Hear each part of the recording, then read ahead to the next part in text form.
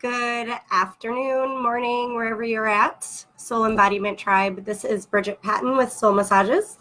And I just wanted to talk about something that has been coming up a lot in some of my groups and in some of my coaching sessions. And so there's always been a knowing of this, but now having the language to kind of illuminate what it is that people are suffering from or experiencing energetically. So when we talk about Martyr Syndrome, it's basically that feeling of DNA that gets passed down based off of what has happened in a previous lifetime. Many of us have been burned at the stake or had persecution because of speaking truth spiritually.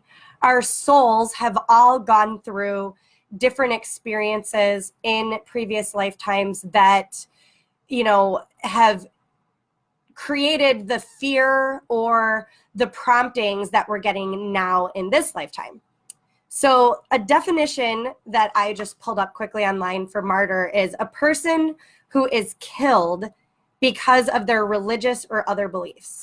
So as we ascend and as we move through the layers of limitations and belief systems that are keeping us from really reaching source and embodying our soul, each one of us has a different thread, basically, that we're really going to be strong at transmuting. A lot of the people in this group have this DNA coding that they're transmuting, that they're replacing, that they're reprogramming.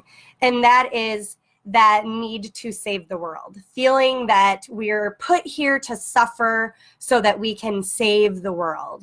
And so what I'm inviting everybody to do is to just kind of look at your patterns, look at your systems, look at the way that you respond to the world's pain, to the suffering that you're seeing in this world. Are you feeling guilty or ashamed because you haven't, been able to take the level of action that you need to be taking or that you think you need to be taking? Or is it that you feel like you have to overly express your truth because of having been persecuted possibly in a previous lifetime? So being aware of what's going on inside of us and understanding that it isn't our responsibility to save the world. We didn't come here to suffer, to feel pain because it's going to help transmute energy for the planet. That is not true. And the reason I feel like I need to speak up about this is because I hear and see a lot of healers that think that they're supposed to be suffering and going through this pain. And I even hear people say, I'm empathic. I'm supposed to feel this pain for the world. And it's not true. We are an extension of source energy, and we are supposed to be feeling all the high vibrations and being able to use those other energies to course correct, to shed layers, to let go of identities that are not truly the extension of source, that unconditional love, that creator of the multiverse. So recognizing what is and what isn't you, and you are your soul in human form.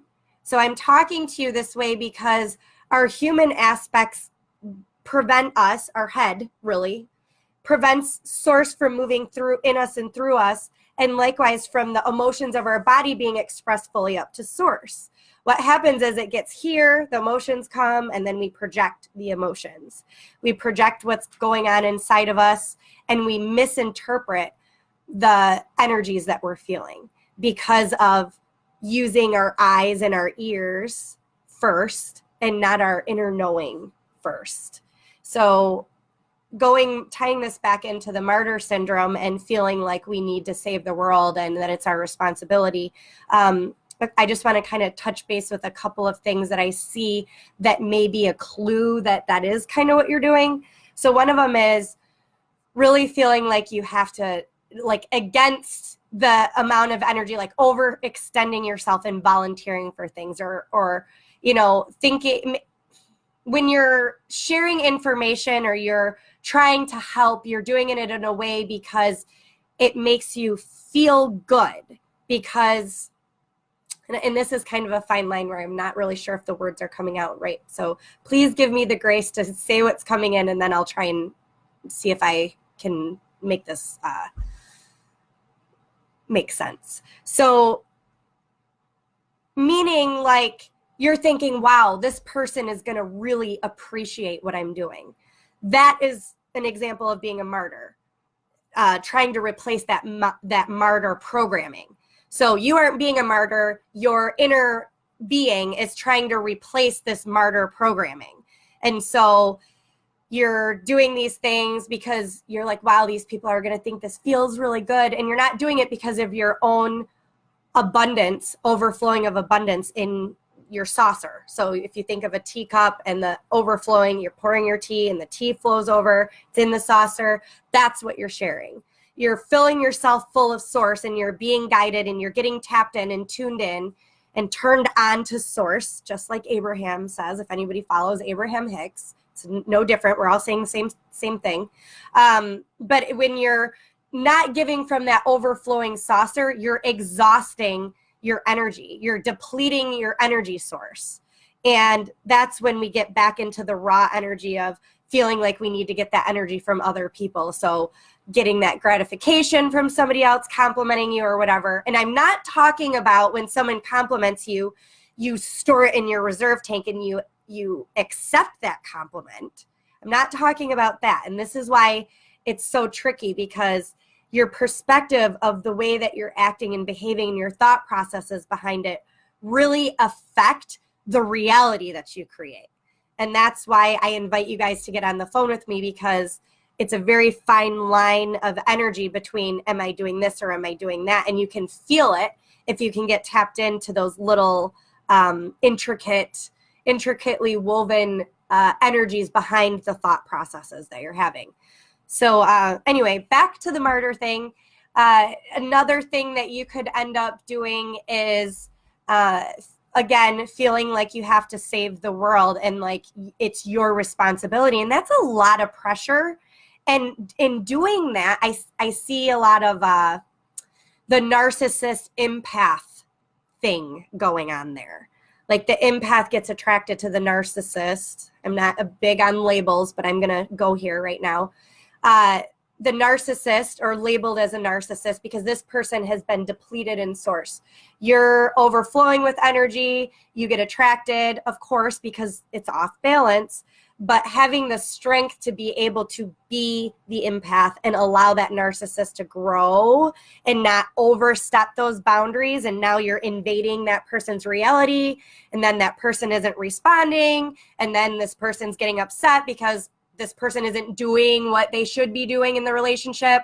And all the whole while you've enabled them to be acting that way because you've overstepped your own boundaries by sharing that energy to such an extent that now the other person has even lost who they are. And now you've lost who you are because you don't know where they end and you begin. So that's another good sign that you're in that martyr mentality. Anyway, it's nobody's responsibility to wake anybody else up. It's nobody's responsibility to change the world. The only thing that you have to do is master yourself. Yourself is your brain. Yourself is your perspective. Yourself is your ability to transmute energy. Yourself is your transformation, being connected within, allowing for source to flow in you and through you, and also for those desires to be expressed so that you can continue to expand your experience here. So just know that it's going to happen for each person wherever they're at on their path.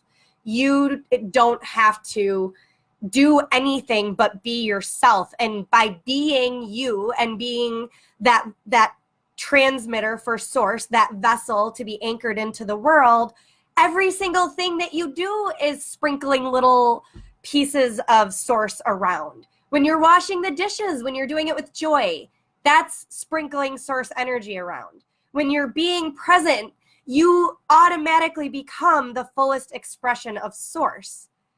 The problem is I don't really know a lot of people that are capable of doing that, because we have so much of the external energies and projections that we don't know how to sift through.